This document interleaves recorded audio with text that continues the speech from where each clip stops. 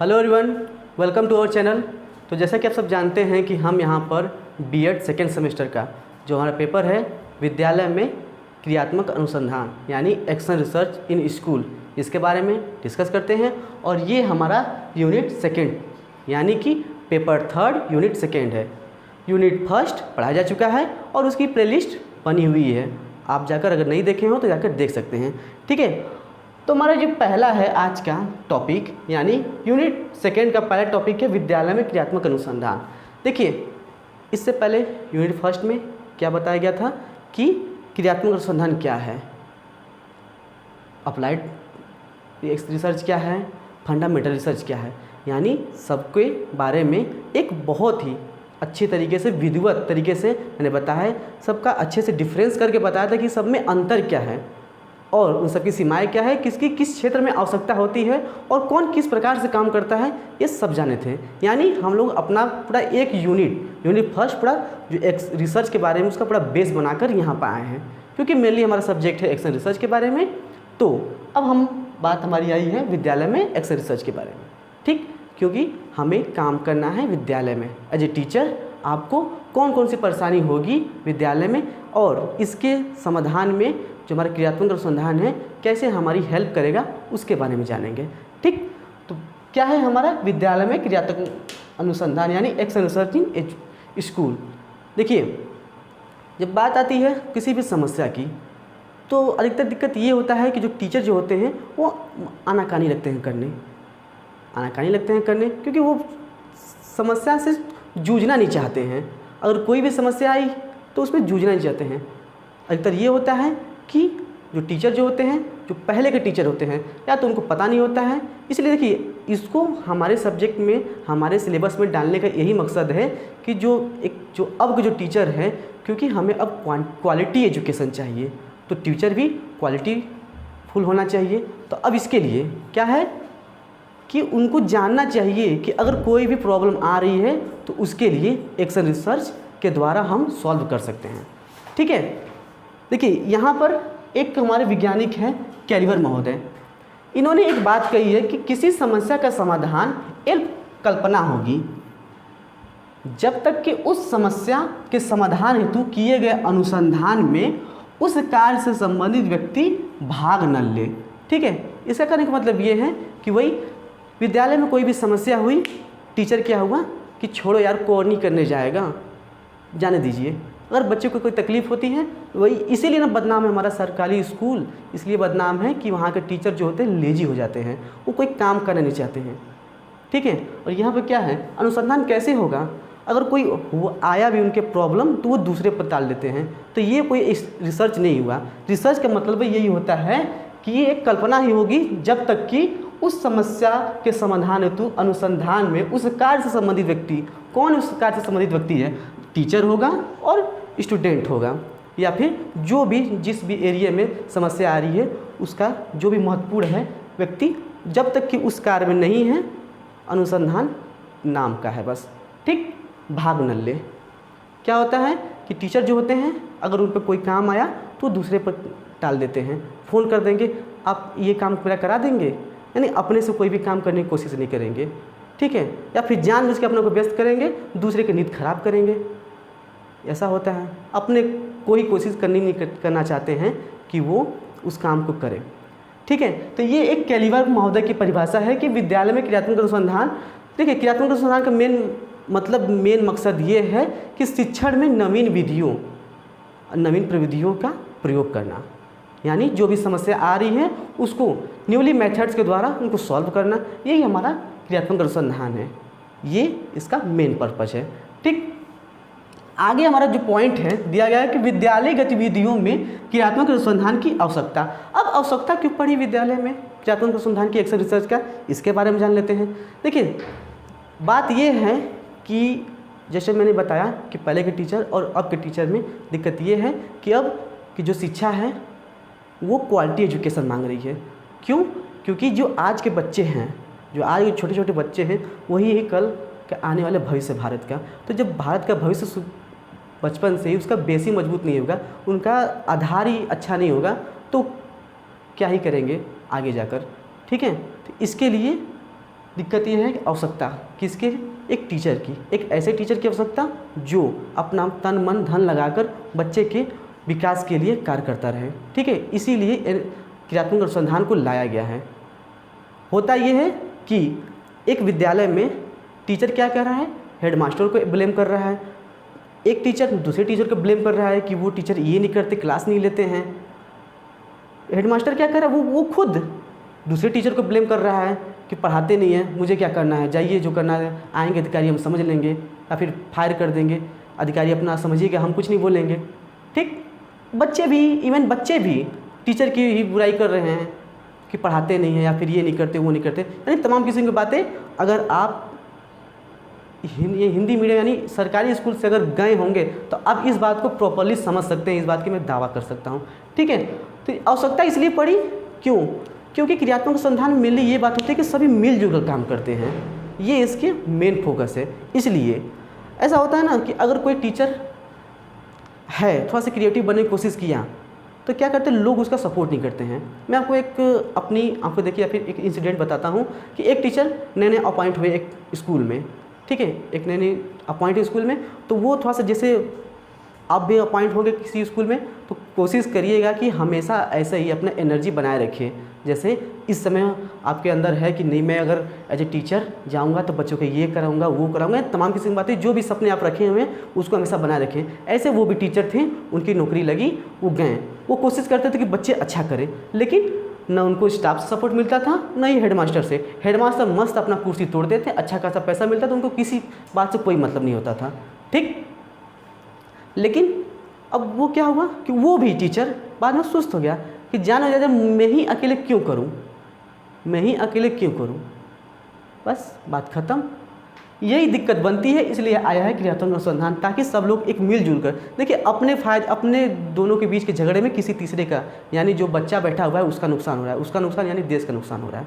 ठीक, देखिए यहाँ पर कुछ पॉइंट लिखे गए हैं ताकि इसके द्वारा और समझ सकते हैं कि क्रियात्मक अनुसंधान की आवश्यकता क्यों है। पहला है कि पाठचर्या और शिक्षण की पद्धति में सुधार। शिक्षण पद्धति में सुधार, हर जगह का इन्वायरमेंट एक जैसा नहीं होता है, न ही हर जगह की बैकग्राउंड एक जैसी होती है। एनसीईआरटी ने बना दिया है सिलेबस, पाठ्यक्रम बना दिया है, करिकुलम बना दिया है, लेकिन कभी कभी ऐसा होता है कि बच्चे के लिए वो पाठ्यक्रम, वो शिक्षण पद्धति उतनी तरीके से लागू, मतलब इफेक्टिव नहीं होती है जैसा होना चाहिए। तो एज ए टीचर आपको क्या करना है कि उस समस्या का समाधान करना है। अब जाकर अपने हेडमास्टर से बात करिए, प्रिंसिपल से बात करिए कि सर ये यहाँ पर सिलेबस के हिसाब से मतलब बच्चे काम नहीं कर पा रहे हैं, आप क्या कर रहे हैं कि थोड़ा सा चेंज करके इनको पढ़ा जाए। पढ़ाएंगे वही चीज़, लेकिन थोड़ा सा चेंज करके पढ़ाएं। तो बात आई एक्सेल रिसर्च की, तो क्या हुआ, अगर हेडमास्टर भी थोड़ा सा क्रिएटिव है तो वो भी सपोर्ट करके हाँ पढ़ाइए, मैं जो होगा संभालूंगा। ठीक है, ये हो गया हमारा पाठचर्या यानी शिक्षा पद्धति में सुधार। दूसरा क्या है, विद्यालय की कार्य प्रणाली में सुदृढ़ बनाना। अब विद्यालय की कार्य प्रणाली इसको भी सुदृढ़ बनाना। अगर कार्य प्रणाली कोई बाधा उत्पन्न, कोई समस्या, कोई प्रॉब्लम क्रिएट कर रहा है टीचिंग लर्निंग में, तो क्या होगा, उसको भी हम बदल सकते हैं। ठीक है, कैसे, वही मिलजुल कर। अगला है कि विद्यालय की समस्याओं की अनेकता। अब दिक्कत यह है कि एक समस्या रहे तब नहीं, एक ही समस्या, सिर्फ बच्चे की नहीं समस्या आती है, पता चला कि विद्यालय स्कूल मैनेजमेंट में समस्या है, पानी की समस्या है, बाथरूम की समस्या है, टॉयलेट की समस्या है, यानी बहुत सारी समस्या है, यानी समस्याएं में अनेकता है। इसके लिए भी हमें एक्शन रिसर्च की आवश्यकता पड़ती है। ठीक, देखिए ये जो पॉइंट है इसको बताया जा रहा है, उसके अलावा बस बताया जो मेन एक टॉपिक है, पॉइंट है, उसको बता दे रहे हैं। उसके बाद आप अपने माइंड से, आप अपने कॉन्शियस माइंड से इसको लिखिएगा बनाकर, आप बस समझ लीजिए, उसके बाद लिखिएगा। ठीक है, अगला क्या है कि अपने दायित्वों का बोध। अपने दायित्वों का बोध मतलब रिस्पॉन्सिबिलिटी लेना। जो भी, जिसके भी एरिया में कोई भी प्रॉब्लम आ रही है, एक्शन रिसर्च के द्वारा वो अपना रिस्पॉन्सिबल खुद होगा। भाई क्लास 6 का टीचर कि अगर कक्षा में, क्लास में कोई भी समस्या आ रही है तो उसके लिए जिम्मेदार क्लास 6 का टीचर ही होगा, नहीं कि हेडमास्टर होंगे। हेडमास्टर का अधिकतर काम ये होता है कि वो ऑफिशियली काम करते रहते हैं, तो ये नहीं कि टाल दे सीधे हेडमास्टर का। टीचर ये नहीं कहेंगे कि हेडमास्टर समझे हमसे क्या, किताब बच्चे के पास नहीं है, मुझे क्या करना है, उसको पीट रहे हैं बेमतलब का। अरे कोशिश करिए, या फिर आप भी बात करिए, या फिर आप अगर प्रोवाइड करा सकते हैं किताब आप भी प्रोवाइड करा दीजिए। तो इसमें क्या है कि आपकी दायित्व बनता है, आपकी रिस्पॉन्सिबिलिटी बनती है कि अगर मेरे कक्षा में बच्चे के पास कोई भी रिसोर्स नहीं है, संसाधन नहीं है, तो आप भी अपना दायित्व निभाइए। ठीक है। दूसरा क्या है, करके सीखने में उपयोगी। हाँ, ये सबसे मेन अच्छा पॉइंट ये है कि करके सीखने में उपयोगी है, यानी लर्निंग बाय डूइंग है। लर्निंग बाय डूइंग सबसे बेस्ट मेथड है, जैसे आप जानते हैं कि आप करके सीखते हैं कोई भी चीज़ें आपको बहुत अच्छी तरीके से याद भी रहता है और वो लंबे समय तक आपके दिमाग में टिका भी रहता है, चाहे वो आप एज ए टीचर कर रहे हो चाहे एज ए लर्नर कर रहे हो। ठीक है। अगला क्या है कि विद्यालय की क्षमता और सामर्थ्य में सुधार। एक्स रिसर्च के द्वारा ये होता है कि विद्यालय की क्षमता, कैपेसिटी और सामर्थ्य में सुधार भी होता है। बट विद्यालय में अगर ऐसी इनिशिएटिव हो रहा है कि भाई क्रियात्मक एक्स रिसर्च के द्वारा कोई भी प्रॉब्लम को सॉल्व कर दिया जाए, तुरंत ही कोई प्रॉब्लम आ रही है, सब मिलजुल कर समस्या का समाधान कर दे रहे हैं, तो ये क्या है, इससे इसकी क्षमता और सामर्थ्य में सुधार हो रहा है, विद्यालय का नाम होगा। अब देखोगे कहीं ना कहीं किसी न किसी पेपर में, कभी न कभी अखबार में पढ़े होंगे कि इस विद्यालय ने एक रोल मॉडल की तरह उभर कर आया है। क्या अच्छा खासा इसकी मतलब हर एक तरह से ये सुख सुविधा एकदम कॉन्वेंट स्कूल को फेल कर रहा है। ऐसे कोई न कोई विद्यालय निकल कर सामने आती है। आप पढ़ोगे, हमें नहीं पढ़ा है। ठीक है। इससे क्या होता है, विद्यालय की क्षमता, क्योंकि वहाँ के टीचर स्टाफ जो हैं वो एक दूसरे से मिलकर काम करते हैं और अनुसंधान रिसर्च करके किसी भी प्रॉब्लम की, यानी प्रॉब्लम की समस्या मिलजुल कर हल करते हैं। ठीक। अगला क्या है, छात्रों की उपलब्धि के स्तर में वृद्धि। मेन पॉइंट यही है कि एक्स रिसर्च का मेन मकसद, मेन एम ये है कि हम छात्रों की उपलब्धि का स्तर में वृद्धि कर सकें। अगर बच्चे को कोई प्रॉब्लम हो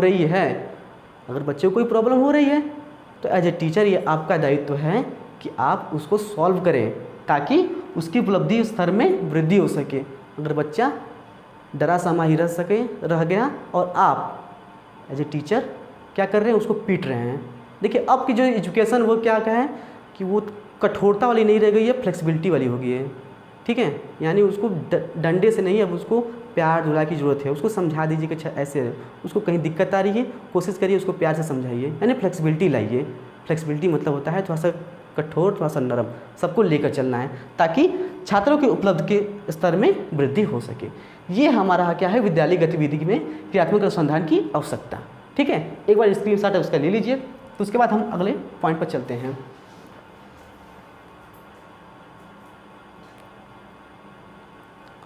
ठीक है। इसके बाद हम देखते हैं कि आगे क्या है। ठीक है। अब हम देखते हैं कि विद्यालय में क्रियात्मक अनुसंधान का महत्व क्या है। ठीक है। इससे पहले देखे थे कि आवश्यकता क्या है, और आवश्यकता के बाद अब देखते हैं कि महत्व क्या ही इसका महत्व है विद्यालय में क्रियात्मक अनुसंधान का। पहला पॉइंट है हमारा कि क्रियात्मक अनुसंधान विद्यालय में सैद्धांतिक अनुसंधान के रूप में लक्षित न होकर क्या है, व्यवहारिक अनुसंधान के रूप में लक्षित होता है। कहने का मतलब ये है कि ये क्या है, कोई सैद्धांतिक नहीं है, यानी ये प्रिंसिपल नहीं है। कोई भी अगर समस्या का समाधान हो रहा है अगर एक्स रिसर्च के रूप में, तो वो ये नहीं कि सिद्धांत बन गया है। मेन काम यही है, मेन इसमें अच्छा बात ये है एक्स रिसर्च में कि ये चेंजेबल है।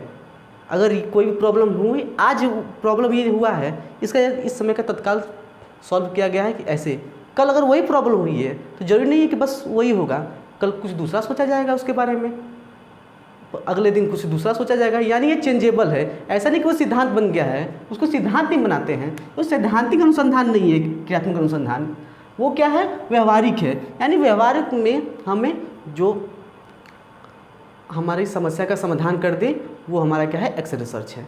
ठीक। ये हमारी पॉइंट है। ये इसका पहला महत्व ये है कि ये सैद्धांतिक न होकर क्या है, व्यवहारिक है। ठीक है। अगला है हमारा सेकंड है कि क्रियात्मक अनुसंधान विद्यालय के यांत्रिक एवं रूढ़िवादी वातावरण को समाप्त करके आधुनिक बनाने का प्रयत्न करता है।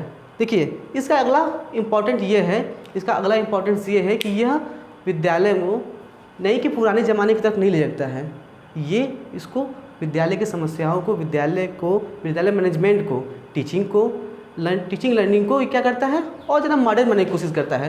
प्रॉब्लम आ रही है तो उसको रूढ़िवादी तरीके से नहीं कि ये पहले की अरे नहीं बहुत पहले से चला आ रहा है इसी तरीके से उसको सॉल्व किया जाएगा, नहीं। यार टीचर क्या है, वो कोशिश करेगा कुछ ऐसा करे जो आधुनिक हो, तो जो बच्चे के समझ में आए।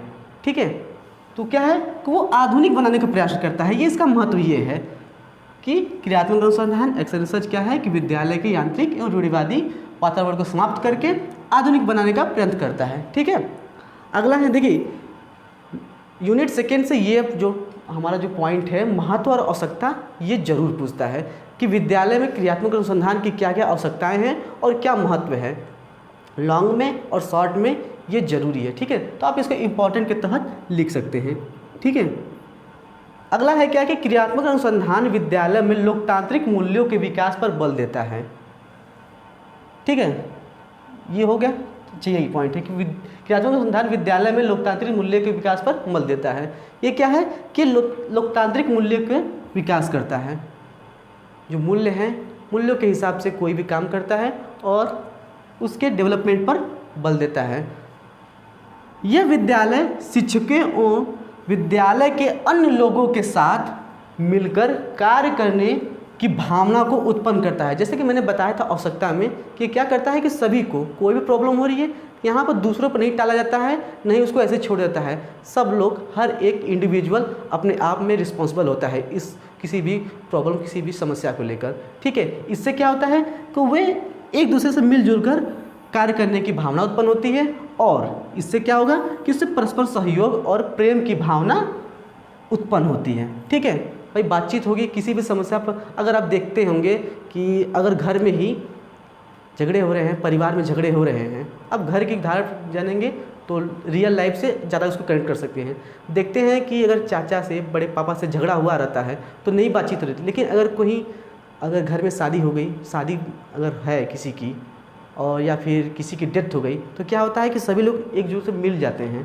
ठीक है, तो अब उसके बाद क्या होता है कि सब लोग उसके बाद धीरे धीरे बोल चाल शुरू हो जाती है, तो वो कंटिन्यू रहता है कुछ दिन। भले ही बाद में बिगड़ जाए, बात तो बात अलग है, लेकिन कंटिन्यू रहता है। क्या होता है, परस्पर सहयोग करते हैं। अब पूछते हैं कि क्या होगा क्या नहीं होगा, शादी कैसे करानी है कैसे नहीं करानी है। ठीक है, सेम ऐसे ही स्कूल में भी होगा, स्कूल में भी होता है। स्टाफ, हेडमास्टर, टीचर्स और स्टूडेंट, इवन स्टूडेंट भी मिलकर सब लोग काम करते हैं, जिससे क्या होता है वो एक दूसरे से इंटरेक्ट होते हैं और उनके बीच में प्रेम भावना सहयोग की उत्पन्न होता है। ठीक है, अगला हमारा पॉइंट क्या है कि यह विद्यालय से संबंधित व्यक्तियों को अपने अनुभव एवं निष्कर्षों के आधार पर दैनिक समस्याओं को हल करने की प्रेरणा प्रदान करता है। यानी इसका मतलब ये है कि यह संबंधित व्यक्तियों के अपने अनुभव क्या है, एक्सपीरियंस के द्वारा, अगर किसी चीज़ में नहीं हो रहा है, अगर टीचर को समस्या आई है स्टूडेंट के टीचिंग में, तो अगर वो नहीं सॉल्व कर रहा है तो कोई बात नहीं, वो हेडमास्टर के पास लेके जाएगा। क्यों? क्योंकि हेडमास्टर उससे ज़्यादा एक्सपीरियंस है, उसने और जगह स्कूलों पर काम किए होते हैं, यानी उनको अपने जो लंबे एक अनुभव का वो ज्ञान बताएंगे कि नहीं, मैंने यहाँ पर ये समस्या आया था तो इसको ऐसे सॉल्व किया था, आप ये ट्राई करिए, क्या पता हो जाए। तो क्या है कि संबंधित व्यक्ति अपने अनुभव निष्कर्षों के आधार पर दैनिक समस्याओं को हल करने की प्रेरणा प्रदान करता है। वो बताएगा कि आप ऐसे हल कर सकते हैं। ठीक, तो ये हमारा महत्व है क्या, विद्यालय में क्रियात्मक अनुसंधान का महत्व।